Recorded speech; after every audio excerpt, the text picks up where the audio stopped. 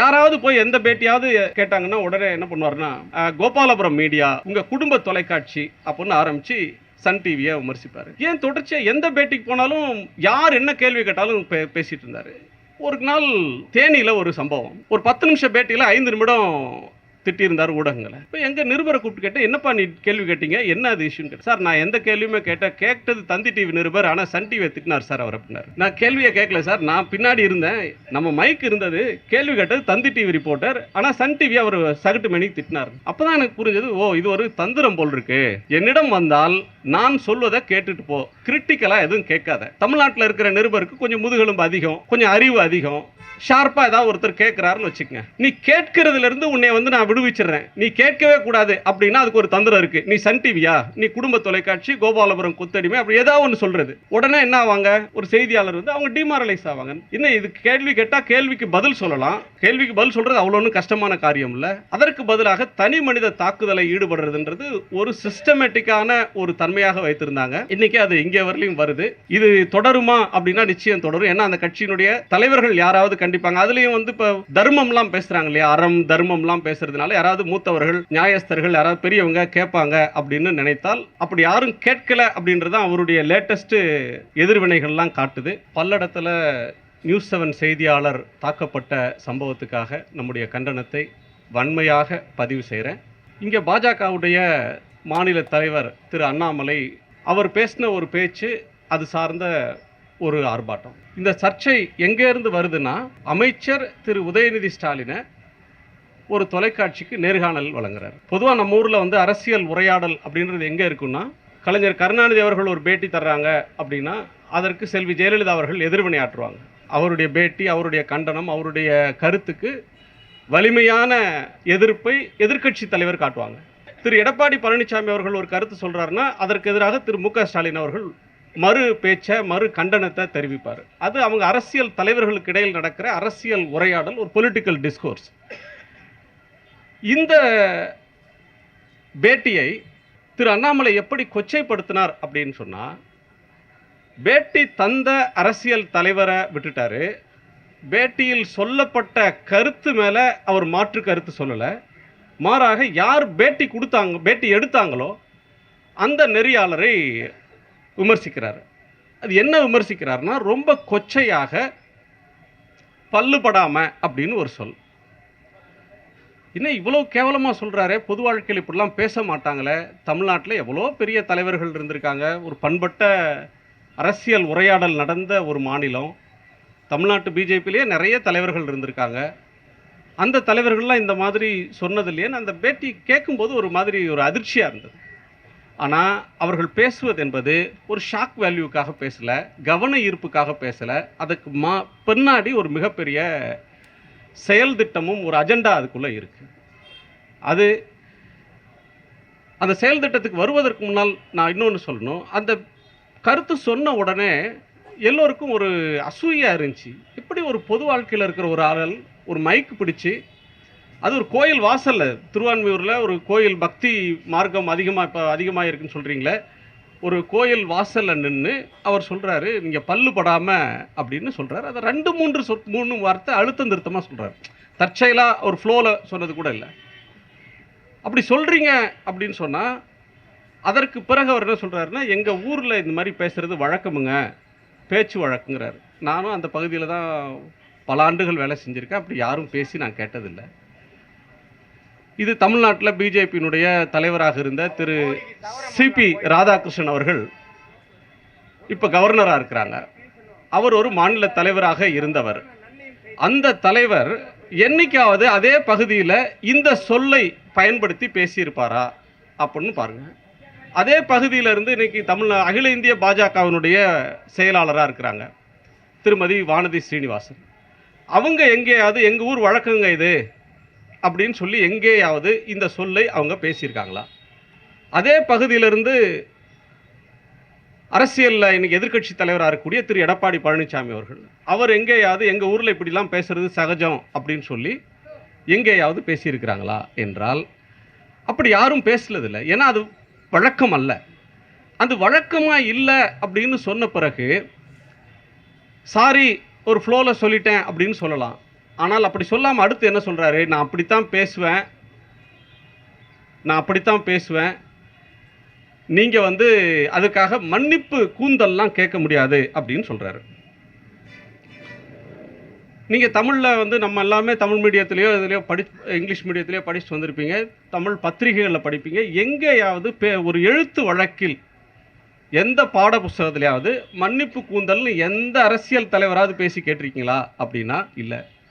ஏன்னா இவங்க வந்து வாட்ஸ்அப் வழியாக, ஃபேஸ்புக் வழியாக, ட்விட்டரில் மட்டும் புழங்குற ஒரு சொல். ஏன்னா அந்த கூந்தலுக்கு இன்னொரு சொல் அப்படின்றது அன்பார்லிமெண்ட்ரி. அதை போட்டால் எழுதுறவனுக்கே கூச்சமாக இருக்குன்றதுனால அவங்க ட்விட்டரில் இந்த சொல்லை பயன்படுத்துகிறாங்க. அந்த சொல்ல பயிற்சி எடுத்துகிட்டு வந்து இன்றைக்கி சொல்கிறார். சரி, இந்த ஆர்ப்பாட்டம் வருது, ஏன் இவ்வளவு பல பத்தாண்டுகள்? இன்றைக்கி தமிழ்நாட்டில் ஒரு ஜூனியர் மோஸ்ட் பொலிட்டிஷியன் வச்சுக்கோங்க, அவர் அரசியலுக்கு வந்து பொது வாழ்க்கைக்கு வந்து ஒரு 3 ஆண்டு காலம் இருக்கும். ஆனால் போராட்டத்தில் வந்து கண்டனம் தெரிவிக்கக்கூடியவங்க ஏறத்தாழ 30 ஆண்டு காலம் இந்த அரசியலை பார்த்தவங்களா, இந்த பணியில் இருக்கக்கூடியவங்களா இருக்கும். அப்போ அந்த தலைவர் வந்து ஏன் நமக்கு எதிராக இப்படி சொல்கிறாங்க, இந்த கண்டனத்தை மனந்திறந்து நம்ம யோசிக்கணும் அப்படின்னு நினைப்பாரா அப்படின்னு பார்த்தீங்கன்னா அப்படிலாம் நினைக்க மாட்டார் அப்படின்னு அன்றைக்கி அவரே போட்டிருக்கார். அவர் சில சொற்கள் எல்லாம் பயன்படுத்துகிறார். இந்த நண்பர் முன்னாடி பேசினவங்க சொன்ன மாதிரி பத்திரிகையாளர்கள் 3 முறை போராடினாங்க அப்படின்னு சொன்னாருன்னு. அவர் அப்படிலாம் சொல்லலை. இந்த கும்பல் எனக்கு எதிராக 3 முறை போராடிச்சுன்னு சொல்கிறார். கும்பல்னு சொல்கிறார். தனக்கு எதிராக ப்ரொடெஸ்ட் பண்ணால் அவங்கள வந்து பத்திரிகையாளர்லாம் அவர் அக்னாலஜி பண்ணல. இந்த கும்பல் எனக்கு எதிராக 3 முறை போராடிச்சு, இந்த அடி வருடிகள் அப்படின்னு சொல்கிறாரு. அடுத்து இன்னொரு சொல்லியும் சொல்கிறாரு, நீங்கள் வந்து ஒரு ஒப்பீனியனை கிரியேட் பண்ணி தமிழ்நாட்டினுடைய அரசியலின் போக்கை தீர்மானிக்க முடியாது, காலம் மாறிடுச்சுன்றார். தமிழ்நாட்டோட அரசியல் உரையாடலை டிசைட் பண்ணுறது அரசியல் தலைவர்களும், களத்தில் இருக்கக்கூடிய செயல்பாட்டாளர்களும், களத்தில் இருக்கக்கூடிய சூழல், ப்ரிவைலிங் கண்டிஷன், அது எதுதான் தீர்மானிக்கிறதே தவிர பத்திரிகையாளர்கள் அல்ல. பத்திரிகையாளர்கள் ஒரு மெசஞ்சர்ஸ். ஒரு நிருபர் வந்து பேட்டி எடுக்கிறாருன்னா நான் திருப்பி கேட்குறேன், இன்றைக்கி வந்து நமக்கு இருக்கக்கூடிய பிரதமர் 10 ஆண்டுகளாக அவர் வந்து ஒரு பேட்டி கொடுத்து பத்திரிகையாளர்களை சந்தித்து, அது அவருடைய உரிமை அப்படின்னு சொல்கிறாங்க. சரி, ஆனால் அவர் பேட்டி கொடுக்காதவரா அப்படின்னா, இதே தமிழ்நாட்டில் பிரைம் மினிஸ்டர் கேண்டிடேட்டாக வந்தப்போ தமிழ்நாட்டில் இருக்கக்கூடிய எல்லா பத்திரிகைகளுக்கும் பேட்டி அளித்தவர். இன்றைக்கும் போய் பாருங்கள், தமிழில் இன்றைக்கி இருக்கிற எல்லா தொலைக்காட்சிக்கும் அவர் பேட்டி கொடுத்துருக்கிறார். சரி, பேட்டி கொடுக்கறதும் கொடுக்காதும் அவருடைய உரிமை அப்படின்னு வச்சுக்கங்க. அந்த தலைவர் வந்து இன்றைக்கி என்ன பண்ணுறாங்கன்னா, பேட்டி கொடுக்கல. சரி, பேட்டி கொடுக்கறது உங்களுடைய உரிமை அல்லது உரிமை இல்லை. ஒரு பேட்டி எப்படி இருக்கணும் அப்படின்னு நீங்கள் சொல்கிறீங்களே, பிரதமர் ஆன பிறகு சில பேட்டிகளை திரு நரேந்திர மோடி அவர்கள் கொடுத்துருக்கிறாரு, உள்துறை அமைச்சர் திரு அமித்ஷா கொடுத்துருக்கிறாரு, ஏஎன்ஐன்ற இதுக்கு வந்திருக்கு, நியூஸ் 18 அதனுடைய அகில இந்திய சேனலுக்கு கொடுத்துருக்குறாங்க, டைம்ஸ் நவ் கொடுத்துருக்குறாங்க. இதெல்லாம் ரொம்ப ரேர் இன்டர்வியூஸ். அந்த இன்டர்வியூஸை எடுத்து வச்சுக்கோங்க. நீங்கள் கேட்குறீங்கள பல்லு படாமல் அப்படின்னு ஒரு பேட்டியை பார்த்து சொல்கிறீங்களே, ஒரு ஃபார்மில் இப்படி தான் இருக்கணும்னு சொல்கிறீங்களே, அந்த பேட்டியை ஒப்பிட்டா யாராவது அரசியல் தலைவர்கள் யாராவது அதை விமர்சித்தாங்களா? Media critics விமர்சிச்சிருக்காங்க. இன்றைக்கும் சொல்கிறேன், ஊடகங்களை விமர்சிப்பதற்கு மக்களுக்கு உரிமை உண்டு, நேயர்களுக்கு உரிமை உண்டு. ஊடகம் பாதை தவறுகிற போது தன் கடமையை செய்ய தவறினால் அவர்களை கேட்கிற உரிமை நேயர்களுக்கு இருக்குது, சுட்டி காட்டுற உரிமை நேயர்களுக்கு இருக்குது. அவங்களே நிராகரிச்சு போடுவாங்க. ஒரு பேட்டி வந்து ஒரு ஸ்டாண்டர்டாக இல்லை அப்படின்னா மக்கள் நிராகரிச்சிருவாங்க. ஆனால் இவர்கள் ஏன் இதை கண்டிக்கிறாங்க அப்படின்னு சொன்னால், இதை டிஸ்கிரெடிட் பண்ண பார்க்குறாங்கன்னா, மீடியாவை டிஸ்கிரெடிட் பண்ணுறது, இன்டெலிஜென்சியாவை டிஸ்கிரெடிட் பண்ணுறது, தனக்கு எதிராக ஒரு பேட்டியை இப்படி இருக்கணும்னு அவங்களாக நிர்ணயிப்பது. அதை எப்படி சொல்ல முடியும்? ஒரு பேட்டி இப்படி இருந்து, அல்லது ஒன்று என் பக்கம் இரு, இல்லைன்னா உனக்கு முகமே இருக்கக்கூடாது, நீ நடுநிலை அப்படின்னோ ஒரு சுதந்திரமான மனிதனோ இருக்கிறதுக்கு உனக்கு உரிமை இல்லை. ஒன்று என் பக்கம் இரு, இல்லைன்னா உன்னை வந்து நான் டிஸ்கிரெடிட் பண்ணுவேன். உனக்கு வந்து பொது மரியாதை, சமூகத்தில் இந்த செய்தியாளர்களுக்கு எந்த பொது மரியாதையும் இருக்கக்கூடாது அப்படின்னு நினைக்கிற ஒரு உள்நோக்கம் இதுக்கு பின்னாடி இருக்கு.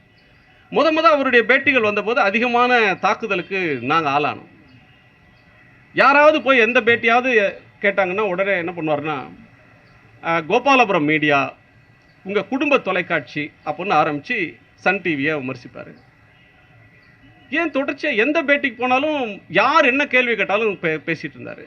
ஒரு நாள் தேனியில் ஒரு சம்பவம், ஒரு 10 நிமிஷம் பேட்டியில் 5 நிமிடம் திட்டியிருந்தார் ஊடகங்களை. இப்போ எங்கள் நிருபரை கூப்பிட்டு கேட்டேன், என்னப்பா நீ கேள்வி கேட்டீங்க, என்ன அது இஷ்யூன்னு கேட்டேன். சார் நான் எந்த கேள்வியுமே கேட்டது தந்தி டிவி நிருபர், ஆனால் சன் டிவியை திட்டினார் சார் அவர் அப்படின்னாரு. நான் கேள்வியை கேட்கல சார், நான் பின்னாடி இருந்தேன், நம்ம மைக் இருந்தது, கேள்வி கேட்டது தந்தி டிவி ரிப்போர்ட்டர், ஆனால் சன் டிவி அவர் சகட்டு மணிக்கு திட்டினார். அப்போ தான் எனக்கு புரிஞ்சது, ஓ இது ஒரு தந்திரம் போல் இருக்கு. என்னிடம் வந்தால் நான் சொல்வதை கேட்டுட்டு போ, கிரிட்டிக்கலாக எதுவும் கேட்காத. தமிழ்நாட்டில் இருக்கிற நிருபருக்கு கொஞ்சம் முதுகெலும்பு அதிகம், கொஞ்சம் அறிவு அதிகம், ஷார்ப்பாக ஏதாவது ஒருத்தர் கேட்குறாருன்னு வச்சுக்கங்க, நீ கேட்கறதுலேருந்து உன்னை நான் விடுவிச்சிடுறேன், நீ கேட்கவே கூடாது அப்படின்னா அதுக்கு ஒரு தந்திரம் இருக்குது. நீ சன் டிவியா, நீ குடும்ப தொலைக்காட்சி, கோபாலபுரம் கொத்தடிமை, அப்படி ஏதாவது ஒன்று சொல்கிறது, உடனே என்ன ஆவாங்க, ஒரு செய்தியாளர் அவங்க டிமாரலைஸ் ஆவாங்க. இன்னும் இது கேள்வி கேட்டால் கேள்விக்கு பதில் சொல்லலாம், கேள்விக்கு பதில் சொல்கிறது அவ்வளோ ஒன்றும் கஷ்டமான காரியம் இல்லை. அதற்கு பதிலாக தனி மனித தாக்குதலை ஈடுபடுறதுன்றது ஒரு சிஸ்டமேட்டிக்கான ஒரு தன்மையாக வைத்திருந்தாங்க. இன்றைக்கி அது இங்கே வரலையும் வருது. இது தொடருமா அப்படின்னா நிச்சயம் தொடரும். ஏன்னா அந்த கட்சியினுடைய தலைவர்கள் யாராவது கண்டிப்பாங்க. அதுலேயும் இப்போ தர்மம்லாம் பேசுகிறாங்க இல்லையா, அறம் தர்மம்லாம் பேசுகிறதுனால யாராவது மூத்தவர்கள் நியாயஸ்தர்கள் யாராவது பெரியவங்க கேட்பாங்க அப்படின்னு நினைத்தால், அப்படி யாரும் கேட்கலை அப்படின்றது தான் அவருடைய லேட்டஸ்ட்டு எதிர்வினைகள்லாம் காட்டுது. அவர்கள் கேட்கவில்லை என்பதற்காகவோ, அவர் திருந்தவில்லை என்பதற்காகவோ, அவர் போக்கில் மாற்றம் வரவில்லை என்பதற்காகவோ நாம் மாற முடியாது. நமக்கு சுயமரியாதை இருக்கிறது, ஒரு பத்திரிகையாளனுக்கு கருத்து சொல்கிற உரிமை இருக்கிறது, ஊடகத்திற்கென்று சுதந்திரம் இருக்குது. அந்த சுதந்திரத்துக்கு சவால் வர்ற நேரங்களில் அந்த சவாலை எதிர்த்து நாம் கேட்போம். நேற்று நம்முடைய முந்தைய தலைமுறை கேட்டது, இன்றைக்கு என்ன நெருக்கடி வந்தாலும், எவ்வளவு அச்சுறுத்தல் வந்தாலும், இதே அதிகாரம் இல்லை என்றால் இப்படி நடந்து கொள்வார்களா, இப்படி ஒரு தலைவர் நடந்து கொள்ள முடியுமா, இந்த அதிகாரம் இல்லை, ஆட்சி அதிகாரம் இல்லை என்றால் ஒரு அரசியல்வாதி இப்படி நடந்து கொள்ள முடியுமா அப்படின்ற கேள்வி நமக்கு இருந்தாலும், நீ என்ன அதிகாரத்தை வைத்திருந்தாலும் அதற்கு எதிராக நியாயத்தின் குரல் என்பது தொடர்ந்து ஒலிக்கும். நேற்றும் இந்த ஏற்க மாட்டோம், அடிபணிய மாட்டோம்னு கண்டித்தோம். இந்த அநாகரிகம் என்பது தமிழ்நாட்டில் அரசியலில் மைய நீரோட்டத்தில் இருக்கக்கூடாது அப்படின்றதான் நம்முடைய கவலை. தனி மனிதர்கள் மீது நமக்கு எந்த பெரிய வருத்தமும் கோபமும் இல்லை. அரசியல் நாகரிகம் அப்படின்ற ஒன்று அரசியல்வாதிகளுக்கு மட்டும் இல்லை, அவர்கள் ஊடகங்களிடம் எப்படி நடந்து கொள்கிறார்கள், ஊடக சந்திப்புகள் எப்படி நடந்துக்கிறாங்கன்றதும் அரசியல் நாகரிகத்துக்கு ஒரு அளவுகோல் தான். அந்த அளவில் என்னுடைய கண்டனத்தை பதிந்து நிறைவு செய்கிறேன். நன்றி.